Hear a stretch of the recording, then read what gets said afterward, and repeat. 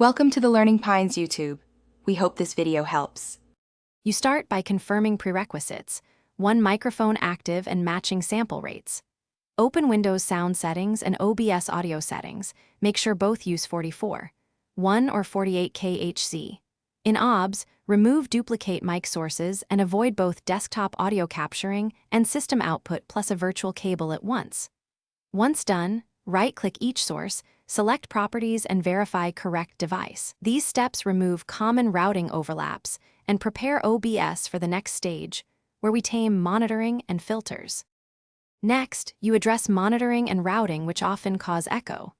Open Advanced Audio Properties in OBS and set monitoring per source to monitor only, mute output, or disabled based on needs. Monitor and output duplicate sound. Ensure each source is routed to correct tracks and your streaming/recording outputs don't both recapture the same audio. In Windows, open Microphone Device Properties and turn off Listen to this device to stop OS-level loopbacks. These adjustments cut feedback loops and centralize audio flow. For final cleanup, apply source filters. Add a noise gate and compressor to reduce bleed and even levels.